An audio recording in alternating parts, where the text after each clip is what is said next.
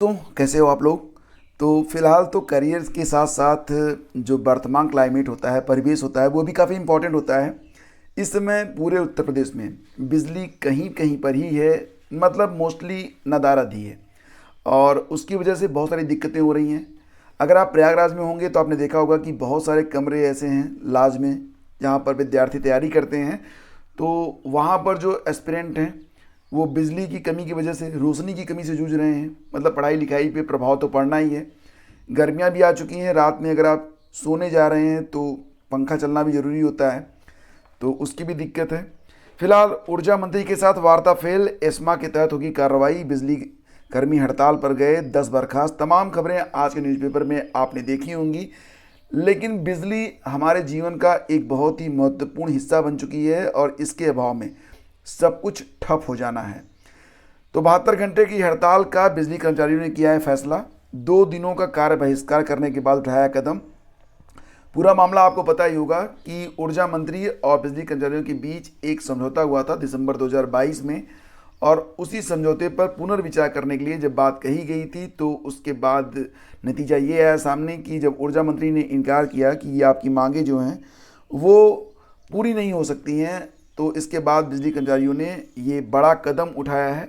और इसमें पूरे प्रदेश के जितने भी बिजली कर्मी हैं वो शामिल हैं और तमाम चीज़ें हैं। फिलहाल यहाँ पर हड़ताल को रोकने के भी प्रयास सरकार के द्वारा किए जा रहे हैं। कहीं कहीं पर कुछ कर्मचारियों को मतलब बाहर भी कर दिया गया है। संविदा पर आधारित जो कर्मचारी काम कर रहे थे, जब वो हड़ताल पर गए तो उन्हें बाहर कर दिया गया, मतलब उनकी सेवाएं समाप्त कर दी गई हैं। और ये भी है कि एस्मा के बारे में भी बात की जा रही है कि अगर एस्मा के तहत होगी कार्रवाई, मतलब ये कि क्योंकि ये बहुत ही इम्पोर्टेंट चीज़ है, जीवन के लिए बहुत ही ज़रूरी है बिजली। तो यहाँ पर यही है कि अगर कर्मचारी जो हड़ताल पर रहेंगे तो उन पर कड़ी कार्रवाई भी की जाएगी। तमाम चीज़ें हैं। फिलहाल कमेंट करके आप लोग बताइए नीचे कमेंट बॉक्स में कि आपके यहाँ बिजली आ रही है या नहीं आ रही है। आगे बढ़ते हैं, 69,000 शिक्षक भर्ती के बारे में बात करते हैं। जैसा कि आप लोग जानते हैं 69,000 शिक्षक भर्ती, कोई भी शिक्षक भर्ती होती है कोर्ट में गए बगैर तो मानती नहीं है। बहुत सारे पक्ष और विपक्ष होते हैं, हर बिंदु पर हर कोई सहमत भी नहीं हो पाता है, और अंततः जो परिणाम सामने आता है वही होता है कि हर भर्ती काफ़ी लंबे समय तक अटकी रहती है। सहायक शिक्षक भर्ती में नए सिरे से बनेगी चयन सूची, ऐसा कोर्ट का आदेश आया था और इसमें यह कहा गया था कि एक नए सिरे से सूची तैयार की जाए, और जब तक नई सूची तैयार नहीं हो रही है तब तक जितने भी लोग ऑन ड्यूटी हैं, ऑन जॉब हैं, उनको डिस्टर्ब नहीं किया जाए। और सरकार के सामने जब कोर्ट का यह डिसीजन आया है तो शिक्षा मंत्री का जो बयान आया है वो काफ़ी इंपॉर्टेंट है। यहाँ पर 69,000 शिक्षक भर्ती के मामले को लेकर बेसिक शिक्षा मंत्री संदीप सिंह ने कहा है कि आरक्षण संबंधी जो सुझाव कोर्ट ने दिया उनका हम पालन करेंगे, जिससे किसी भी अभ्यर्थी के साथ अन्याय न हो, इसका पूरा ध्यान रखा जाएगा। ये कहना है शिक्षा मंत्री संदीप सिंह का। फिलहाल आपको पता ही होगा कि 69,000 शिक्षक भर्ती में तमाम याचिकाएं दायर हुई थी और कोर्ट ने अभी हाल ही में जो एक लिस्ट जारी हुई थी और जिसमें 6800 अभ्यर्थी थे, क्षतिपूर्ति के रूप में ये लिस्ट जारी की गई थी रिजर्व कैंडिडेट के जो एस्पिरेंट होते हैं उनके साथ।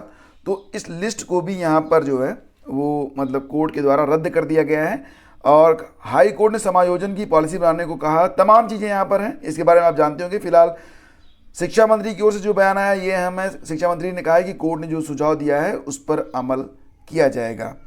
और बात करते हैं केवीएस इंटरव्यू के बारे में। कुल मिला के 13,404 पदों पर जो कार्यक्रम जारी किया गया था, तो एग्ज़ाम वगैरह हो चुके हैं, आपको पता ही होगा। पीआरटी में कुल 6,414 पद हैं, पीजीटी में 1,409 पद हैं, टीजीटी में 3,176 पद हैं। तो यहाँ पर देखो बात हो रही है इंटरव्यू की, तो देखो इंटरव्यू होता है ना, कभी कभी आपकी किस्मत भी आपका साथ दे देती है, और जब तक आप प्रत्यक्ष कोई चीज़ देख ना लें तब तक आपको जो है अपनी उम्मीद नहीं छोड़नी चाहिए। मतलब ये कहना है मेरा कि अगर आपको लगता है कि 100 से ज़्यादा प्रश्न आपके सही हैं तो आपको इंटरव्यू की तैयारी में कोई भी कोताही नहीं बरतनी चाहिए। तो पीआरटी में कुल मिला के 6,414 पद हैं।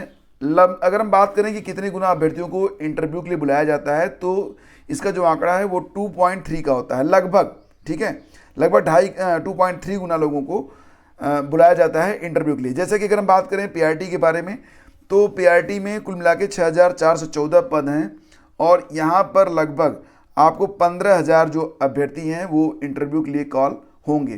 पीजीटी में 1409 पदों के सापेक्ष कुल कितने अभ्यर्थी कॉल किए जा सकते हैं? तो लगभग 3300 के आसपास अभ्यर्थी जो हैं वो कॉल होंगे। किसके लिए? पीजीटी के लिए। और टीजीटी में पदों की संख्या ज़्यादा है तो इसके लिए कुल 3176 के आसपास ये आंकड़ा आता है। 3000 के आसपास इसे आप मान 7300 7000 के आसपास आप इसे मान सकते हैं। लगभग कुल मिला के 7300 के आसपास जो अभ्यर्थी होंगे वो टीजीटी के लिए इंटरव्यू में बुलाए जा सकते हैं। तो ये कुछ आंकड़े हैं और यहाँ पर कुछ अभ्यर्थी जानना चाहते थे ऑल ओवर कितने लोग बुलाए जा सकते हैं। तो आप यहाँ पर देख सकते हैं कि लगभग 15, 3, 18 और 7 ये आपका हो रहा है लगभग 25,000 के आसपास जो अभ्यर्थी हैं वो कॉल किए जाएंगे इंटरव्यू के लिए। तो तैयारी में लगे रहिए जब तक आप लोग ये नहीं श्योर हो जाते हैं कि हाँ हमको नहीं बुलाया गया है। तैयारी करते रहेंगे तो आपकी प्रतिभा निखरती रहेगी और इसका फ़ायदा कहीं ना कहीं तो आपको जाके मिलेगा। आगे बढ़ते हैं और पुलिस भर्ती के इंतज़ार में ओवर एज हो रहे अभ्यर्थी, यहाँ पर अभ्यर्थी जो हैं वो मुद्दा उठाए पुलिस भर्ती के भी बारे में, एल टिकट के भी बारे में, टीजीटी पीजीटी एग्ज़ाम के भी बारे में तमाम चीज़ें हैं। फिलहाल आपको बताना चाहेंगे कि बृहस्पतिवार को अमर उजाला की ओर से बघाड़ा स्थित सुजीत लॉज में आयोजित संवाद कार्यक्रम यूथ अड्डा में प्रतियोगी छात्रों ने इस मुद्दे को प्रमुखता से उठाया। प्रतियोगियों का कहना है कि वर्ष 2019 के बाद पुलिस कांस्टेबल की भर्ती नहीं हुई है और इसके बाद दरोगा भर्ती हुई तो उसमें काफ़ी जो भ्रष्टाचार देखने को मिला है। यूपी पुलिस कांस्टेबल भर्ती पर 2 साल से छात्रों को एक तरीके से गुमराह किया जा रहा है कि वैकेंसी आ रही है, वैकेंसी आ रही है। वैकेंसी आने के बारे में कोई भी फाइनल जो है कुछ पता नहीं चल पा रहा है। और साथ ही साथ ये भी है कि अगर हम बात करें टीजीटी पीजीटी के बारे में या फिर एल टिकट के बारे में तो कई चीज़ें हैं जो कि लगता है कि बस सामने आने ही वाली हैं, लेकिन उस पर अभी तक कोई भी फाइनल डेट या कोई फाइनल सीन आपको दिखाई नहीं देता है। तो ये सारी चीज़ें यहाँ पर निकल के सामने आ रही हैं। पुलिस भर्ती के इंतजार में ओवर एज हो रहे प्रतियोगी और पीसीएसजे 2022 प्री परीक्षा का परिणाम घोषित कर दिया गया है। 12 फरवरी को परीक्षा हुई थी। कुल मिला के इसमें 303 पद थे। मुख्य परीक्षा के लिए कुल कितने शॉर्टलिस्ट हुए हैं? 3145 अभ्यर्थी। फॉर्म डाला था 79,565 ने। परीक्षा में बैठे थे 50,837। इसमें 3,145 अभ्यर्थियों को मुख्य परीक्षा के लिए सफल घोषित किया गया। तो इस प्रकार से अब इसकी मुख्य परीक्षा होगी और मुख्य परीक्षा की डेट क्या है? तो 23, 24 और 25 मई को इसकी मुख्य परीक्षा जो है वो करवाई जाएगी।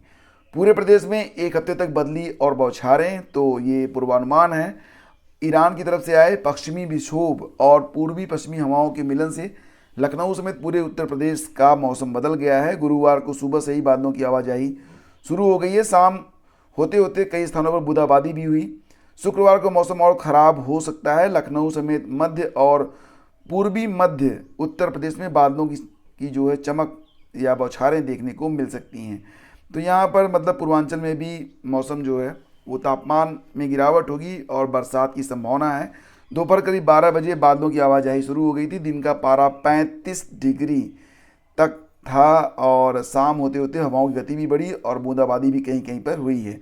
फिलहाल आपके यहाँ क्या मौसम है कमेंट करके बताइएगा, सभी लोग जानना चाहेंगे, क्योंकि मुझे लगता है कमेंट तो सभी लोग पढ़ते हैं, बस लाइक और उस पर नीचे रिप्लाई नहीं करते हैं। तो एक दूसरे के कमेंट पढ़ा करो, जो अच्छा कमेंट रहा करे उसको थोड़ा सा शेयर भी किया करो और लाइक भी करो। खैर कमेंट तो शेयर नहीं होता है, लेकिन लाइक तो करके आप और अपनी बहस को सकारात्मक नकारात्मक रूप में आगे बढ़ा सकते हैं। नकारात्मक ना ही बढ़ाएं तो बेहतर। आधार कार्ड अपडेट के बारे में यहाँ पर अपडेट है कि अगर आपका आधार कार्ड बने हुए लगभग 10 साल हो चुके हैं तो आपको अपना आधार कार्ड अब अपडेट कर लेना चाहिए। और अभी ये जो काम है इसे आप फ्री में कर सकते हैं 14 जून 2023 तक। उसके बाद फिर क्या होगा कि इसकी पेमेंट आपको, इसकी फ़ीस आपको देनी पड़ेगी। फिजिकल काउंटर पर जाएंगे तो वहाँ पर फीस लगेगी, लेकिन अगर खुद से मोबाइल से या ऑनलाइन करते हैं तो कोई दिक्कत आपको नहीं होने वाली है। अपना आधार कार्ड चेक कर लीजिए, अगर उसे बने हुए 10 साल हो चुके हैं तो बेहतर होगा कि आप उसे अपडेट कर लें। Unique identity authority of India ने लोगों को फ्री आधार अपडेट करने की सौगात दी है। 10 साल पुराना आधार कार्ड होने पर इसे अनिवार्य तौर पर अपडेट कराना होता है। अगर आपने अभी तक ऐसा नहीं किया है तो UIDAI के ऑफर का लाभ उठा सकते हैं। अगर प्रक्रिया जानना चाहते हैं तो बताइएगा, एक वीडियो बनाकर मैं डाल दूंगा, वैसे भी मैं डालने वाला हूं, ताकि आप लोग देख सकें और अपने मोबाइल फ़ोन से कर सकें। तो मैं मोबाइल फ़ोन से ही बताऊंगा कि मोबाइल फ़ोन से कैसे करेंगे, क्योंकि सिस्टम सभी के पास नहीं होता है। तो दोस्तों ये था आज का सारा अखबारों का निचोड़ और यही थी आज की पूरी जानकारी। अगर सेशन आपको अच्छा लगा है तो लाइक और शेयर भी आप लोग कर दिया करें। आधार कार्ड अपडेट करते समय अगर आपको अपडेट करना पड़ेगा तो उसमें क्या लगेगा, उसमें जो है आईडी और एड्रेस प्रूफ आपको अपडेट करना पड़ेगा। ठीक है, तो ये सारी जानकारी है। Current affair, monthly current affair purchase करने पर आपको 1 साल का करंट जो है वो बिल्कुल फ्री में मिलता है। अधिक जानकारी के लिए आप डिस्क्रिप्शन जाकर चेक कर सकते हैं। मिलते हैं हम आपसे अगले वीडियो में। आज्ञा दीजिए, नमस्कार, जय हिंद।